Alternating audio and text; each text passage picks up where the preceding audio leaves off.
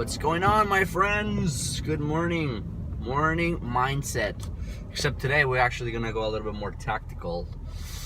Yeah, because sometimes it's too much in the clouds and there's not enough of the tactics that it's where you take action, right? So I love talking about mindset stuff, about motivation stuff, but you gotta balance it with tactics too, right? So yeah, I'm just trying to curate better content and learn how to be a good content creator. But anyway, so I want to talk about Facebook ads today. Basically, how Facebook ads work. And the first thing to kind of understand are the main three things that Facebook, I guess, assesses or grades you before starting a campaign. So number one is the objective that you're gonna be choosing, whether it's video views, whether it's PPE, whether it's traffic. Like, those are specific objectives, you know what I mean? And so Facebook will try to optimize it with their algorithm in the best possible way to get you closer to that outcome, right? So the objectives are the outcomes, are the goals, right? So people say all the time that you gotta test, because you never really know what's gonna work for your specific case. As you do it and as you deploy campaigns, you'll start seeing certain patterns and certain different things that will help you determine more accurately what you should be doing. But yeah, I do also recommend, especially if you're starting to split test between, especially when you have no data, and I'll talk about data in a second, but split test PPE, split test video views, and just make sure that you're basically covering your bases to see what's your best ROI, what's your best cost per click-through rate, CPM, cost per mil, or cost per 1,000 impressions. But yeah, so objective is the number one. So Facebook looks at the whole landscape and says, all right, so you Andres, are trying to optimize for video views. Okay, so how many people around, specifically what you're targeting, are optimizing for video views, right? So that's kind of the first thing that it does to determine that, right? The second thing it does is, how much are you willing to pay for that outcome, right? So you are able to set budgets.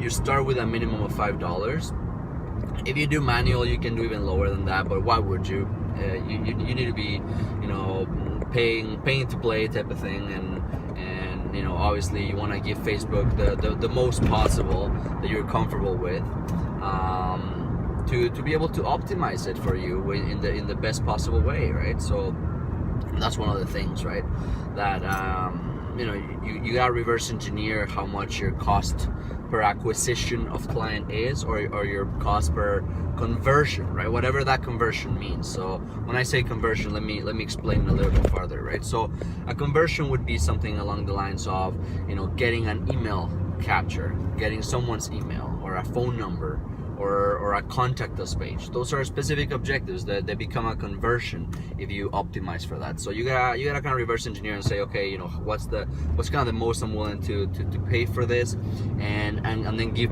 Facebook the budget. I recommend starting with $10 a day. Yes, you can do $5, but everyone is doing $5 these days, so you gotta step it up a little bit and make sure that you're giving basically the elements as best as possible to Facebook to succeed, to find you the audience and the clients that you're looking at, right?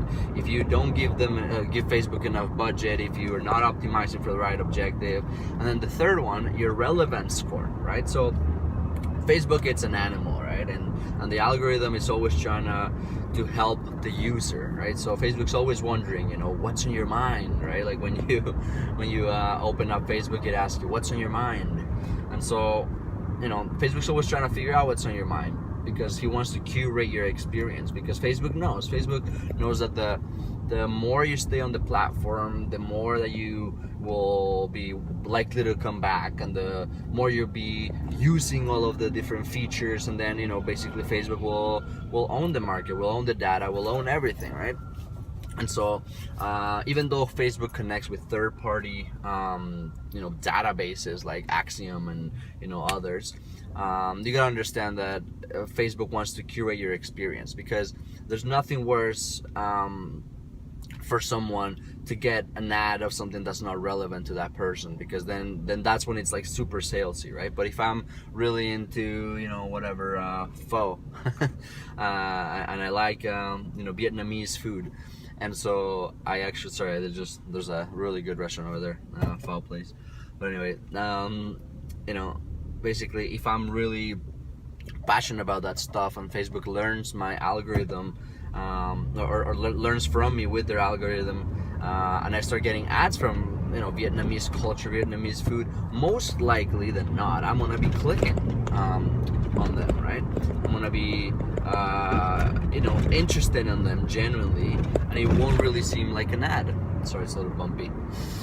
Yeah, it won't really seem like an ad, right? So those are some of the things that like Facebook looks at. So the relevance score is very important, because, you know, that's kind of more determined by your creative, by the picture you use, by the an actual copy of the ad that you created, right? And so those are some of the things that you gotta be looking for, you know. So let's review, you know, your objective, your specific budget and what you're willing to pay for that objective, and then your relevance score, right? Because once you have a good relevance score, and it's graded from 1 to 10, so a good relevance score obviously would be 8, 9, 10, right? And so the best way to do that is to make sure that when you're targeting your audience, you're putting in the work to do the research, right? So, you know, I'll talk about targeting on a different video, because that's its own like animal, and I noticed that obviously attention span sucks of people, and I want to be throwing more of these videos on YouTube, because YouTube's a bit more long format, so people might be you know, in the right frame of mind to be watching a little bit longer format. But you know, I want to try to keep this under 10 minutes. Do leave your feedback, guys. Like, you know, I'm definitely trying to you know, to learn how to create better content, how to provide better value, right? Because that's what it's all about. It's all about providing value. It's all about helping people. And so when you you know, become a better storyteller, when you teach things that are more useful to people and stuff like that, then, you know, that's when you are able to you know, create good content and win on social media, essentially, right? It's I'll have to make another video as well about the 6 things that I learned on jab, right hook, of what makes great content, right? There's 6 things that are proven, that have been done over and over to create good content and to create good experience, and that people, if they were following that, they will be seeing a significant increase in their followers, in their audience, in what they're posting, right? And consistency, that's something I gotta work with.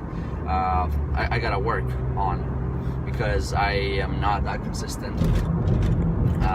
Sometimes I'm pumped and I make this video, some other days I forget, or some other days I'm listening to audiobooks too, and I just get submerged from the beginning, and you know, I hop in the car and then I'm done. But anyway, I hope so those 3 things on how Facebook sees and grades Facebook ads is useful to you. You know, let me know if you got any questions. I'll have to help you with your campaigns with the Facebook ads. I love Facebook ads because it combines that analytical side of me with the creative side of me, right? So it's really cool. It's basically right now the best ROI on the planet with pretty much anything that you wanted to do. You just need to design good sales funnels, which I'll talk about later too. And again, just getting more into the tactics later on. If you guys find this useful, I'll be sharing my screen, showing you real time how to, you know, assemble something and you know, put together something, what to write, what not to write. Yeah, guys, hope you guys are killing it. You're crushing it today, and you guys are having a good week. Let me know what's up.